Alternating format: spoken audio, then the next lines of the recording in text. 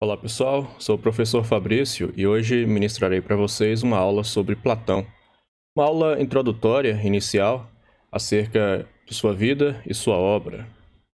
Platão, que é considerado um dos maiores filósofos da história, para alguns o mais influente de todos. Deixou uma série de obras e influenciou, direta ou indiretamente, vários pensadores ao longo da história. Assim como Sócrates, Platão era ateniense. Atenas, na época, a maior cidade da Grécia e a mais importante ali do mundo conhecido por eles, pelos gregos. Nasceu aproximadamente em 427 ou 428 a.C., portanto em fins do século V, e viveu cerca de 80 anos. Para esses filósofos antigos, as datas de nascimento e de morte muitas vezes são imprecisas. Alguns autores antigos dizem que Platão viveu até os 80, outros até 81, 82, 84 anos, por aí, aproximadamente. Platão era filho de uma das famílias mais importantes e influentes da cidade. Da família de Platão, por exemplo, fez parte Solon. Solon era o avô de Platão e ele foi o nomoteta da cidade de Atenas, ou seja, aquele que deu as leis da cidade, que criou as leis da cidade, a Constituição. No caso, Solon é um dos responsáveis pela transição da Constituição de Atenas, do modelo político de Atenas, de uma oligarquia para uma democracia. A cidade de Atenas é considerada a primeira democracia do mundo. E por muito tempo foi considerado o exemplo mais paradigmático, podemos dizer.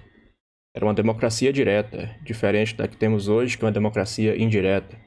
Em certos aspectos era mais ampla que a nossa, porém, em outros aspectos, como quais pessoas participavam, era mais restrita do que as democracias modernas.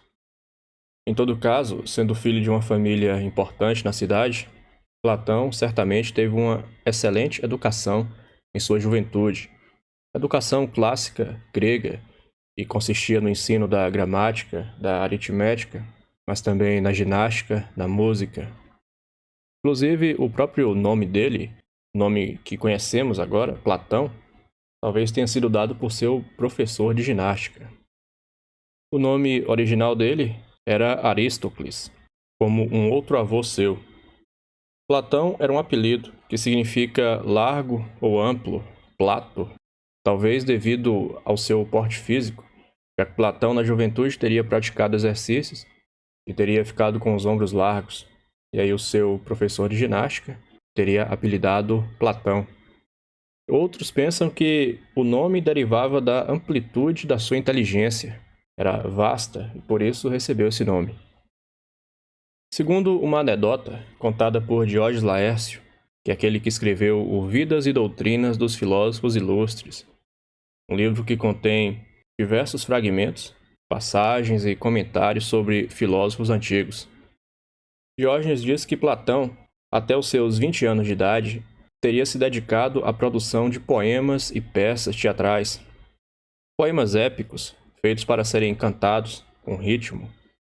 Porém, com 20 anos, ele conheceu Sócrates e, ao vê-lo, ao compreender o que Sócrates era, o que ele fazia, Platão falou assim: o que eu tenho feito até agora, produzindo aqui essas peças, esses poemas, não é o que eu quero ser daqui em diante. Esse era outro. Agora eu sou um homem novo e teria jogado ao fogo as suas obras de juventude e passado a seguir Sócrates. Aí, após 10 anos seguindo Sócrates, Platão iria de novo compor outras obras, porém já obras filosóficas e não obras artísticas, embora as obras de Platão, de modo geral, mantenham um grande esmero artístico, uma grande beleza. Platão permaneceu como discípulo de Sócrates aproximadamente dos 20 aos 30 anos, quando Sócrates teria entre 60 e 70 anos. Acompanhava os diálogos de Sócrates. Nós já vimos que o Sócrates ele não produzia obras. Inclusive, essa gravura aqui, medieval, está incorreta, então é um tipo de piada do autor aqui, porque aparece Sócrates escrevendo e Platão atrás, ali comentando, olhando. Quando De fato, o que ocorreu, como veremos, foi o oposto. Platão que escreveu acerca de Sócrates, com a figura de Sócrates em sua mente. O método socrático era um método fundado no diálogo, fundado na conversa. Sócrates não escrevia, ele considerava que um livro é como uma palavra morta, porque quando uma pessoa conversa com você, quando um pensador explicita a sua teoria, caso você não entenda, você pode perguntar para ele. Caso você discorde, você pode argumentar com ele. Agora, um livro, uma vez escrito, ele só vai dizer sempre aquilo que está escrito. Ele nunca vai falar algo novo, nunca vai contradizer-se ou reformular-se. E nessa convivência com Sócrates por 10 anos, Platão adquiriu o gosto pela filosofia e adquiriu, em parte, o seu método, que tem raiz no método socrático, porém difere dele em aspectos importantes, incluindo, mas não se limitando, ao fato de produzir obras escritas, enquanto Sócrates produzia apenas o diálogo falado. E nessas andanças com Sócrates, como depois ficamos sabendo ao ler os próprios diálogos de Platão, ele teve contato não só com as pessoas comuns com as quais Sócrates dialogava, mas também com sofistas, que na época eram profissionais que estavam concentrados na cidade de Atenas. Os sofistas eram professores itinerantes que vinham de várias cidades do mundo grego, porém Atenas, sendo a maior e a mais rica, os atraía enquanto profissionais, enquanto professores. E Sócrates, em vários casos, dialoga com sofistas, debate com eles. Platão observava isso enquanto seu discípulo. De Sócrates, Platão adquiriu o interesse por definições precisas, um tema comum dos diálogos de Sócrates. Nós vimos na aula anterior que Sócrates, por exemplo, chegava para um soldado e perguntava: meu amigo, você que é um soldado, suponho que você seja dotado em alguma medida de coragem. Mas o que é a coragem? Ou então chegasse para um juiz e perguntasse: você que decide acerca das ações justas e injustas, o que é a justiça? Ou se chegasse para um pintor: você que se propõe a pintar belas coisas, todas elas têm em comum a beleza, mas o que é essa beleza comum a todas? Então Sócrates buscava definições. Nos diálogos, na fala livre, aberta, nem sempre se chega a uma definição. Platão, nos seus diálogos escritos, em alguns ele vai chegar a definições, em outros ele termina de modo aporético. Aqui nessa tirinha, mostrando uma ironia semelhante à ironia socrática. Chegou o momento de nossos diálogos, diz Sócrates. Estão preparados? Sim, Sócrates. Ótimo, diz o outro. Agora é quando ele nos faz perguntas que mostram como somos imbecis. É a parte que eu mais gosto. Sócrates, ele se apresentava como alguém que não sabia. Ele perguntava para pessoas, elogiando a sabedoria dessas pessoas. Porque o que ele perguntava, à primeira vista, aparentemente eram coisas óbvias. O povo falava assim: óbvio que todo mundo sabe o que é coragem, todo mundo sabe o que é justiça, o que é beleza. Porém, quando Sócrates perguntava, usando a sua ironia, ele fazia o interlocutor perceber que ele apenas julgava saber tal coisa, imaginava saber, porém, ao ser questionado, de fato não sabia. Então, ficava patente a sua ignorância. Sócrates também se apresentava como alguém que não sabe. Ele dizia que só sei que nada sei.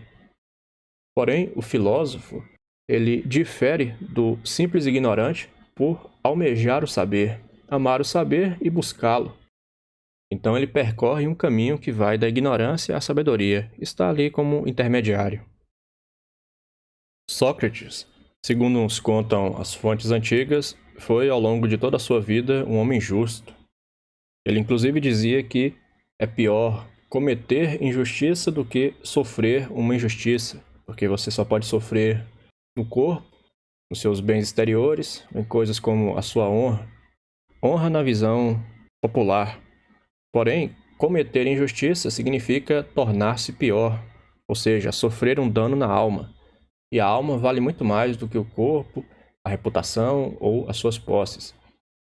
Embora Sócrates agisse desse modo, buscasse educar a cidade de Atenas, ou pelo menos fazê-la aperceber-se da sua ignorância, da sua inadequação, pelo seu método questionador, por fazer as pessoas perceberem que não sabiam aquilo que julgavam saber, alguns acusaram Sócrates diante do tribunal de Atenas, um tribunal composto por 500 homens da cidade, homens comuns sorteados, muitos que conheciam, pelo menos de passagem, o Sócrates, já que ele viveu toda a sua vida em Atenas e perambulava pela cidade dialogando. E essas pessoas condenaram Sócrates com base em acusações falsas, ele sendo acusado de corromper a juventude, de negar os deuses da cidade, e como pena para ele, decretaram a sua morte. Pediram a pena de morte para Sócrates. Ele faz o seu discurso de defesa, as pessoas o vaiam o tempo inteiro, ninguém o escuta, ele acaba sendo condenado. Fica na prisão por 30 dias aproximadamente, e nesse tempo os seus discípulos, que ele tinha vários, muitos ricos, muitos influentes, lhe deram a chance de fugir. Sócrates preferiu permanecer e cumprir a sentença determinada pela cidade, mesmo que ela fosse sabidamente injusta. Platão acompanhou tudo isso. Então, a pessoa que ele mais admirava, que ele via como o melhor homem da cidade de Atenas, foi condenado pela cidade, condenado pelo demos, o povo de Atenas. Esses juízes não eram profissionais, era o povo. Então, Platão vê a democracia como uma forma de governo degenerada. Ele vê que, do mesmo modo que uma pessoa doente não chama qualquer um na rua e pede para que essa pessoa o trate, mas vai a um médico, assim também na cidade você não deveria deixar que qualquer um governasse, mas devia buscar alguém que saiba governar para fazer um bom trabalho. Ou então, se você vai construir uma casa, você não escolhe o primeiro que você vê na frente e fala: construa uma casa para mim, eu te pago o preço total. Essa pessoa não sabe o que está fazendo, fará uma péssima casa que, se conseguir fazer, né, irá cair. Então, o sistema democrático, que na Grécia, inclusive, fazia pouco uso de eleições, era mais sorteio, porque eles julgavam mais isonômico, mais igualitário, que a sorte decidisse do que o mérito. Platão vê isso, após o exemplo da injustiça cometida contra Sócrates, como a demonstração do caráter inferior do governo democrático. Então, Platão se tornou um oponente da democracia. Depois, em seus escritos mais famosos, como a República e as Leis, Platão proporá novas formas de governo. Na República, ele elabora a primeira utopia política. Utopia, não, topos, lugar, ou seja, lugar que não existe. Uma cidade imaginária, ideal. Uma cidade que seria dividida em 3 classes. E essas classes seriam determinadas não pelo caráter fortuito do nascimento, mas segundo um critério racional. E nesse estado ideal que ele concebe, ele julga que os filósofos deveriam governar. Platão pensava que a cidade, o Estado, nunca se tornaria justo caso os verdadeiros filósofos não se tornassem governantes, ou os governantes, de alguma maneira, se tornassem filósofos. Na sua própria vida, na ocasião da viagem à Itália, Platão tentou fazer com que os governantes de lá se tornassem filósofos. Falhou nisso. Tentou, então, fazer com que os filósofos galgassem esse posto. Então, a República é a primeira forma de utopia política, a primeira concepção de uma cidade ideal. Mas o seu primeiro livro, o primeiro que sobreviveu, caso ele de fato tenha queimado as suas obras, foi a Apologia de Sócrates. Apologia, o discurso de defesa que Sócrates fez diante do tribunal de Atenas. As pessoas que estavam lá o vaiando não ouviram, porém os discípulos ouviram e lembraram-se. Segundo alguns, Platão estava doente nessa ocasião. então ele não teria, de fato, ouvido de perto a palavra de Sócrates ali no seu julgamento. Porém, os amigos teriam contado para ele, e ele, pouco tempo após a morte de Sócrates, teria escrito esse livro, certamente buscando ali ser fiel à memória das suas palavras. Apologia é um livro curto e se distingue de outros livros de Platão por não ser propriamente um diálogo, mas principalmente um discurso, quase um monólogo de Sócrates. E como esse livro é considerado como havendo sido escrito pouco tempo após a morte de Sócrates, quando a memória dele ainda estava mais viva, se considera como, dentre as obras de Platão, a principal para se obter ali algo próximo do que seria a filosofia de Sócrates. Platão depois fará de Sócrates o personagem principal da maioria dos seus diálogos, quase todos, na verdade. Então, após a morte de Sócrates, desiludido com a democracia ateniense, com o povo de Atenas, Platão, que era um homem de posses, deixou a cidade de Atenas e viajou. Viajou por algumas cidades do mundo grego e teria ido além. Teria também ido ao Egito. Em escritos de velhice, como o Timeu e o Critias, onde é narrado, por exemplo, a história da Atlântida, essa história foi transmitida por Platão, talvez criada por ele ou então apenas colocada por escrito por ele, derivada de uma história mais antiga. Mas nesses livros ele se refere ao Egito, coloca ali personagens que foram ao Egito e lá obtiveram um conhecimento muito antigo, de milhares de anos antes. Os gregos aparentemente consideravam o Egito mais antigo do que de fato ele é, com dezenas de milhares de anos de história. E Platão fala desses sábios egípcios como se tivessem o conhecimento do tempo da Atlântida e no tempo da primeira cidade de Atenas, que teria guerreado com a cidade de Atlântida.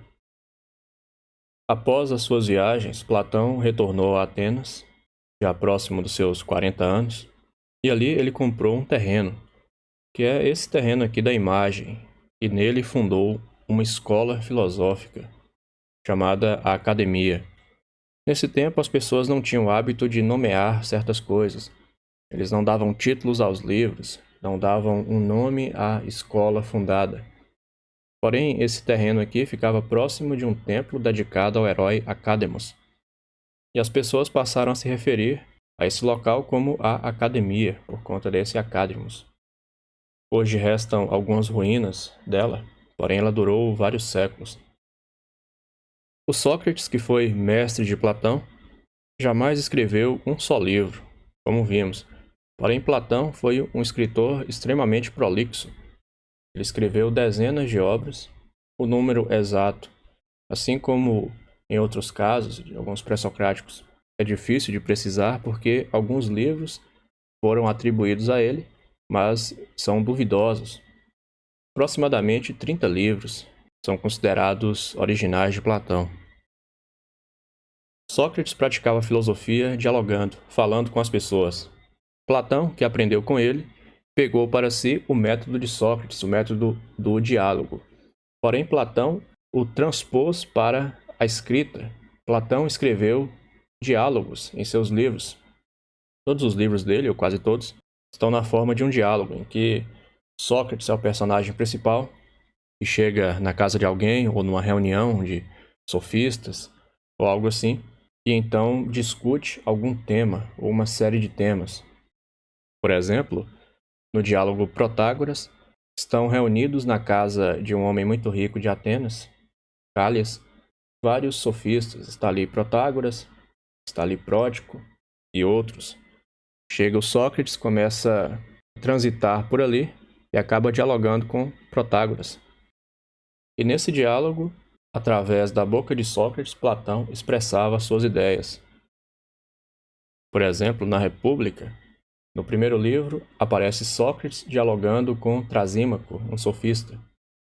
Trasímaco expõe as suas ideias, ou a interpretação que Platão fazia delas, ou então ele expõe as ideias de outro sofista, que Platão não nomeia, e Sócrates o combate, tenta refutá-lo, expondo as ideias de Platão.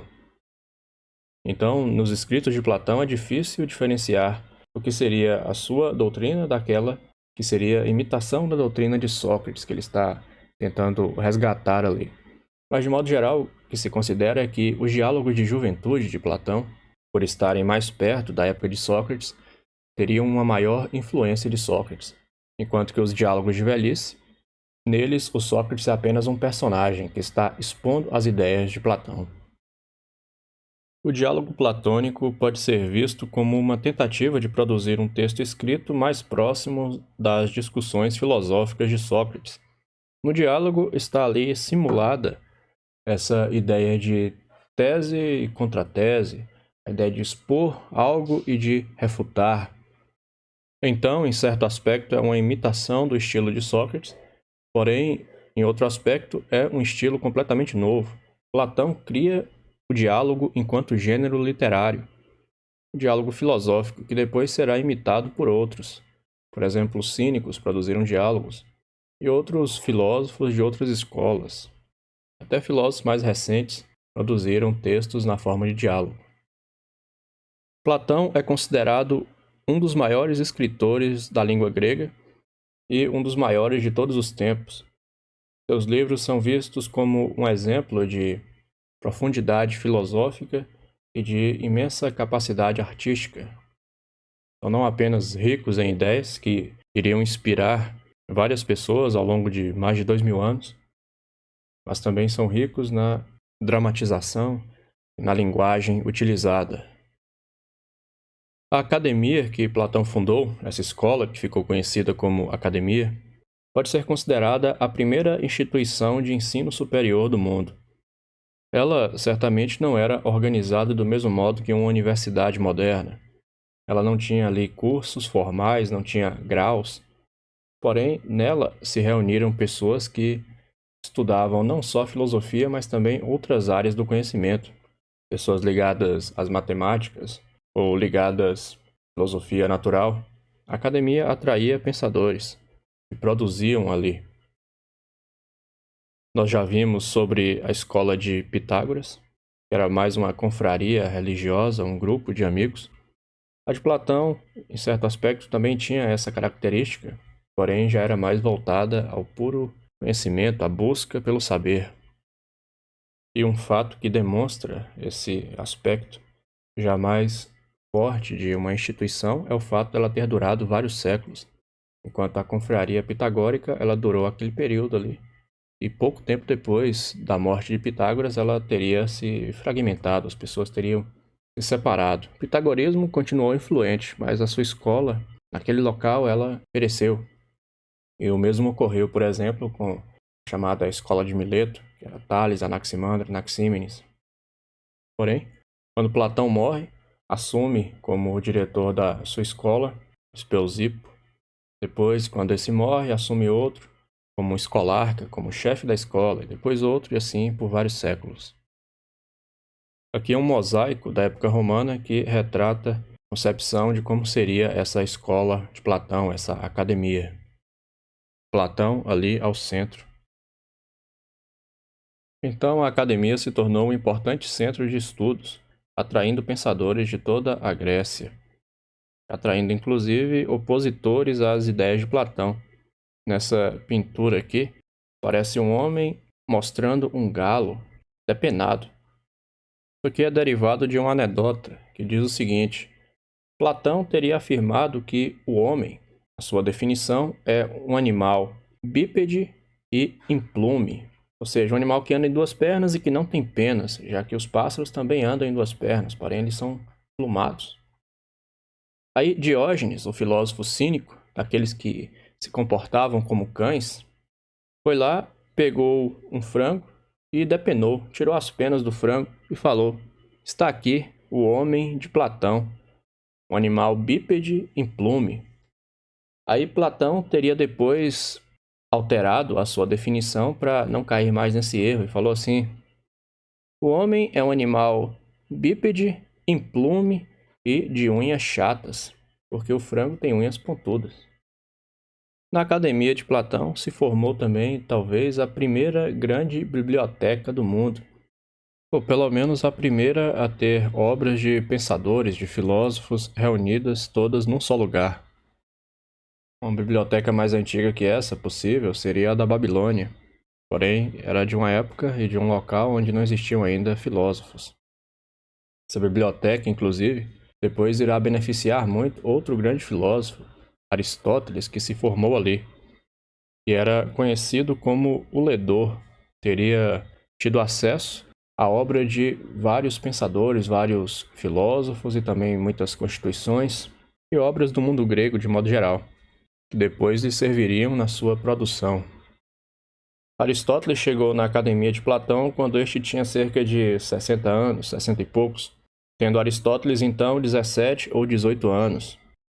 Aristóteles vinha da Macedônia, uma região que os atenienses consideravam distante e menos desenvolvida, uma região atrasada. Porém, Aristóteles era filho do médico da corte do rei Filipe, o rei da Macedônia.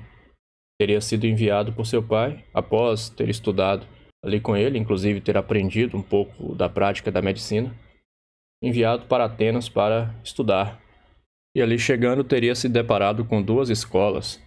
Uma de Isócrates, ensinava principalmente a retórica. Isócrates era algo próximo de um sofista, teria aprendido com Gorgias, e considerava que o homem deve saber os assuntos comuns, deve conhecer o senso comum para falar bem e argumentar bem. A outra escola era a Academia de Platão, voltada para o ensinamento próximo ao de Sócrates, de buscar a verdade, buscar o saber real, não estando muito preocupado com a transmissão de opiniões correntes. E ali, diante dessa escolha, Aristóteles teria decidido ingressar na Academia de Platão. Permaneceu inicialmente como estudante e depois como um colaborador da academia até a morte de Platão. Com cerca de 80 anos, portanto, Aristóteles teria perto de 40 anos.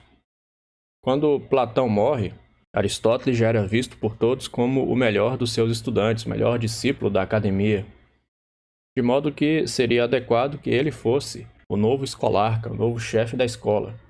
Porém, Aristóteles, sendo estrangeiro, acabou sendo preterido, e o novo chefe da escola se tornou Espeusipo, que era sobrinho de Platão.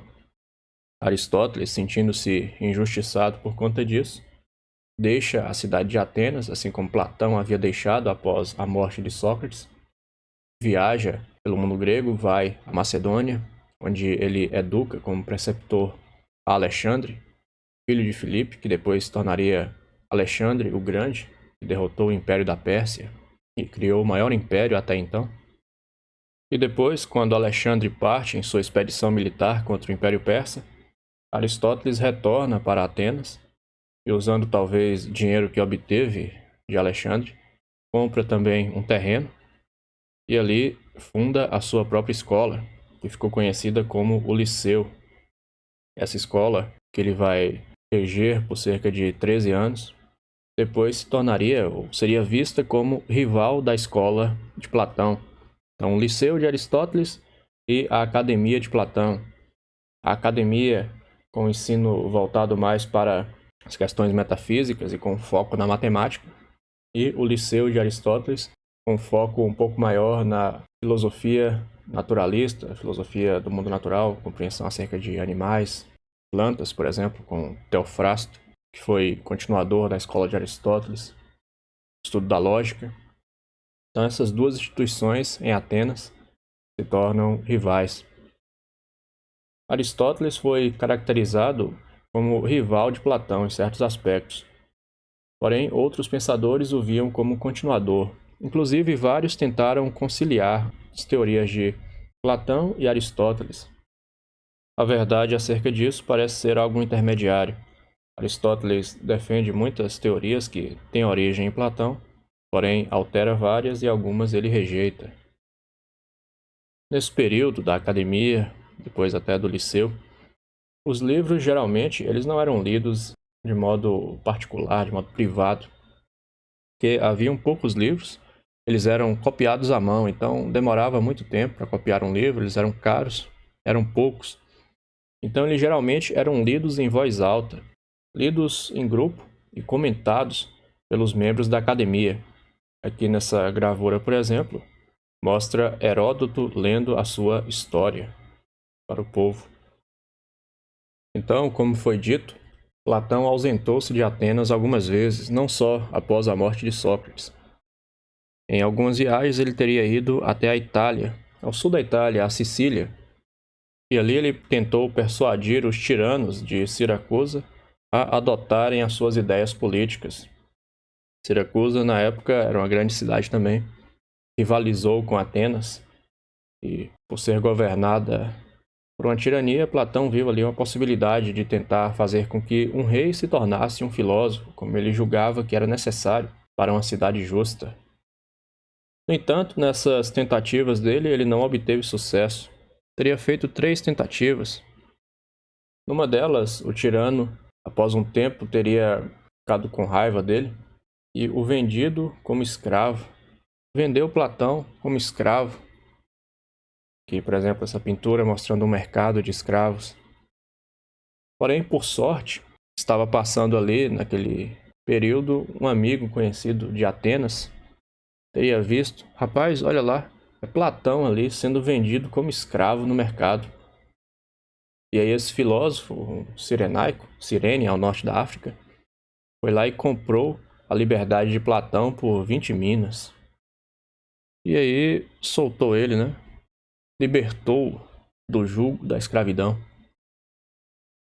Nessas viagens que Platão fez ao sul da Itália, ele teve contato com os pitagóricos. Já vimos a doutrina pitagórica, que defendia, entre outras coisas, a ideia da matemática como exemplo de perfeição no mundo natural e no estudo humano, na possibilidade de conhecimento. Defendia a imortalidade da alma e a reencarnação da alma em vários corpos, um ciclo eterno. Esses aspectos Platão adotou para si, esse uso da matemática, essa crença na reencarnação. Segundo alguns, teria colocado nos umbrais da academia uma placa dizendo assim: não entre aqui quem não for versado em geometria, considerando que o conhecimento das matemáticas seria como uma propedêutica necessária para o conhecimento filosófico. Após a primeira viagem, retornou mais 2 vezes a Siracusa, tentando de algum modo implementar na realidade as suas teorias políticas, mas em nenhuma dessas viagens obteve sucesso.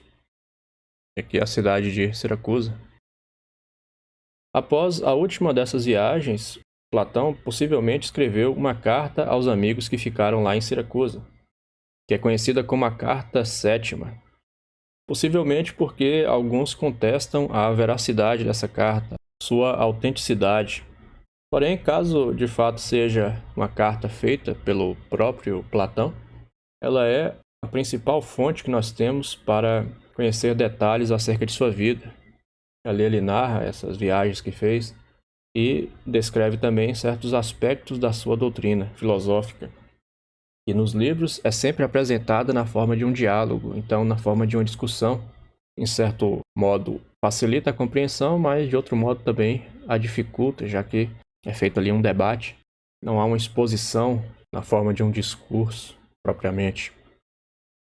Platão esteve no comando da academia por cerca de 40 anos, aproximadamente dos 40 até a sua morte aos 80, 80 e poucos. E nesse período em que ele presidiu a academia, ele escreveu a maior parte dos seus diálogos. Seus livros tratam de temas diversos, como ética, política, estética, ontologia, psicologia. Platão é considerado um pensador universal, ele se interessou por muitos temas diferentes. Por exemplo, temos livros como o Fédon, que fala sobre a alma, a imortalidade da alma. A República fala sobre a justiça, fala sobre o governo ideal. Timeu fala sobre filosofia natural, sobre metafísica, sobre qual seria a origem do mundo. Alguns diálogos menores, como o Laques, falam sobre temas como a coragem. O Banquete fala sobre o amor. Então, temas muito diversos. Tal foi a amplitude do pensamento de Platão, que alguns estudiosos chegaram a dizer que toda a filosofia ocidental se resume a notas de rodapé e comentários aos diálogos de Platão. Platão morreu com cerca de 80 anos. Segundo alguns autores, teria morrido durante um casamento. Estava lá na festa, comeu, bebeu vinho, sentou-se para descansar. Aí o pessoal falou: "Ô, Platão dormiu, deixa ele lá." Aí passou a noite inteira na festa, o pessoal lá celebrando. Aí de manhã foram lá cutucar Platão para ele acordar e viram que estava morto. Outra versão diz que ele morreu na cama enquanto ouvia uma mulher tocando flauta, e aí teria reclamado ou notado o fato de ela ter tocado de um modo característico, inadequado. A sua academia, porém, continuou a funcionar de modo ininterrupto por 300 anos. Isso é algo extraordinário, ainda mais na época que era conturbada. A Academia de Platão durou por séculos. Ela teria sido destruída pelo romano Sula, quando ele foi conquistar a cidade de Atenas, e para construir suas máquinas de guerra teria lançado mão dos bosques sagrados da academia, das árvores ali cortado e feito suas máquinas. Depois a Academia de Platão foi restabelecida, a Academia Neoplatônica, que teria durado até o ano 529 d.C., quando o imperador bizantino teria banido o ensino da filosofia, considerando que a filosofia era pagã, pelo menos essa tradicional, no período clássico. Então, embora a academia tenha sido destruída uma vez por Sula, em 86 a.C., o general, e depois a academia neoplatônica tenha sido proibida de continuar, as teorias de Platão continuaram a ser ensinadas por muitos séculos e até hoje exercem influência sobre nós. Essa imagem aqui mostra o caminho, a estrada que dava para a academia de Platão. Uma coisa importante que devemos destacar é que Platão é o primeiro dos escritores gregos cuja obra chegou completa até o nosso tempo, tendo sido depois traduzida em muitos idiomas. De Tales, de Heráclito, Demócrito, nós temos fragmentos, em alguns casos apenas títulos de livros. Por exemplo, dizem que Demócrito escreveu dezenas de obras, ou talvez até mais de 100 obras. Porém, nós só temos os títulos delas ou menções a elas. As obras de Platão, dezenas de seus diálogos, chegaram até nós completas. E até pensadores posteriores a ele, por exemplo, o próprio Aristóteles, não tiveram essa mesma sorte de ter todas as suas obras preservadas. De Aristóteles, por exemplo, se considera que chegou até nós as suas obras chamadas esotéricas, que eram aquelas feitas para o uso interno da escola, enquanto que as obras exotéricas, ou seja, feitas para fora da escola, feitas para a divulgação, chegaram apenas em fragmentos. Depois, pensadores como Epicuro, Zenão, o estoico, os cínicos, não tiveram as suas obras preservadas até nosso tempo. Toda a obra de Platão encontra-se traduzida para o português. Ele escreveu dezenas de obras. O número exato é incerto, pois alguns livros atribuídos a ele são de autoria duvidosa. Alguns são considerados suspeitos ou apócrifos. Por exemplo, aqui, Alcibíades, Clitofon, segundo Alcibíades, Hiparco, Teages e outros diálogos. Esses diálogos, eles são da antiguidade, são aproximadamente da mesma época de Platão, porém, ou foram escritos por discípulos dele, ou por imitadores, ou por pessoas que não receberam o crédito na história. Um gramático chamado Trasilo organizou as obras de Platão em tetralogias, grupos de 4, 9 tetralogias. A primeira, Eutifron, Apologia de Sócrates, o Críton e o Fédon. Essas se voltam para a figura de Sócrates e principalmente para a sua morte. Fédon narra as últimas horas de Sócrates na prisão, enquanto esperava para tomar o veneno, a cicuta. E ali Sócrates fica até o último momento filosofando, e se discute nesse livro a imortalidade da alma e qual é o destino da alma após a morte. Aí Crátilo, Teeteto, sofista, político. Terceira, Parmênides, Filebo, banquete, o Fedro. Parmênides é um diálogo mais difícil, é bastante ligado aos temas ontológicos acerca do ser. O banquete é talvez o diálogo mais belo de Platão, junto com Fédon. que discute acerca do amor no banquete. Está ali Sócrates, está Agatão, que é um poeta, Aristófanes, que zombou de Sócrates na peça As Nuvens, mas ali também discursa belamente nesse banquete. Alcibíades, primeiro e segundo, e Parco, os amantes, esses que estão sublinhados, são considerados inautênticos. Alguns diálogos menores, Cármides, Laques, Lices, pois Eutidemo, Protágoras, Górgias, Meno, Protágoras e o Górgias dedicados a esses grandes sofistas. Inclusive, se nós não possuíssemos esses diálogos de Platão, nós saberíamos muito pouco sobre as doutrinas de Protágoras e Górgias, por exemplo, também de Hípias, a qual ele dedicou diálogos.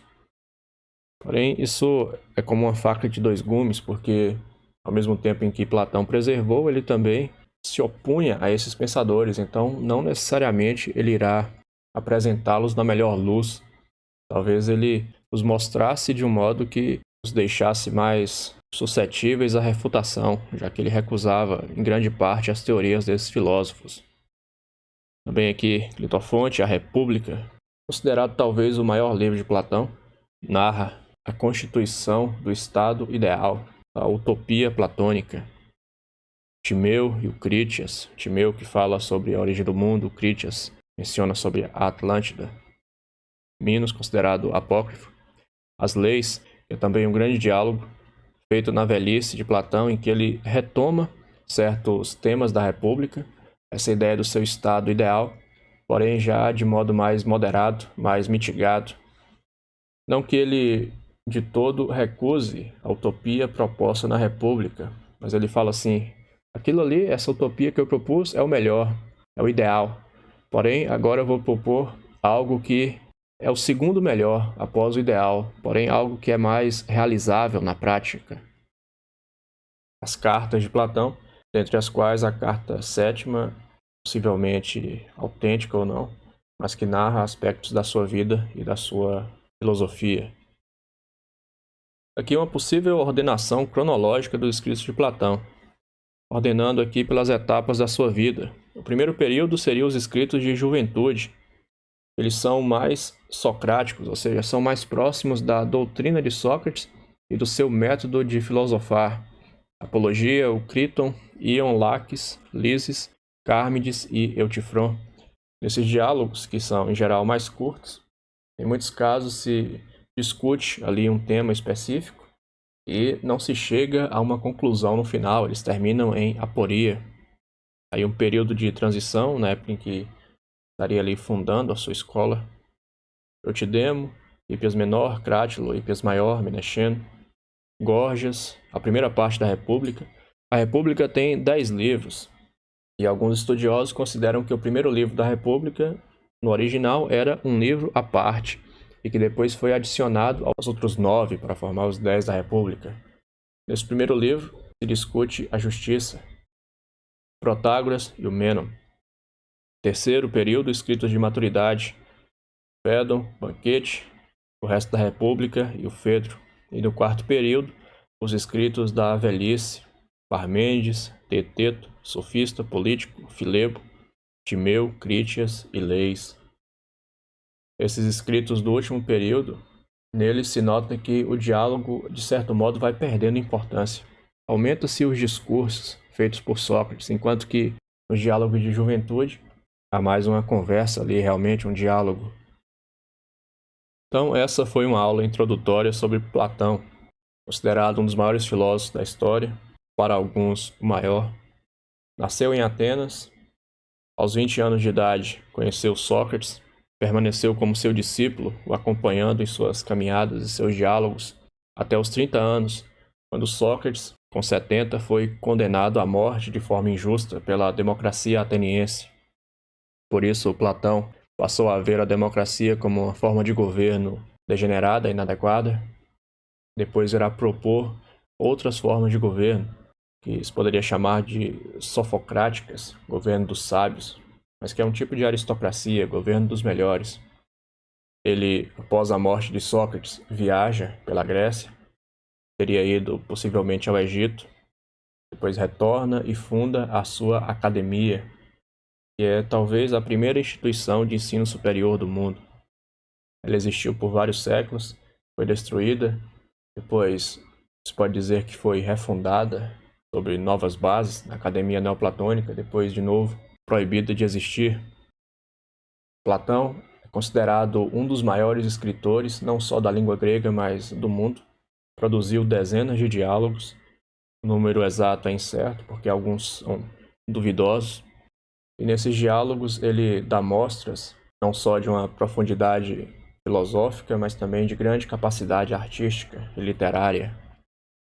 Geralmente, Sócrates é o personagem principal dos seus diálogos, que aparece ali expondo as ideias de Platão.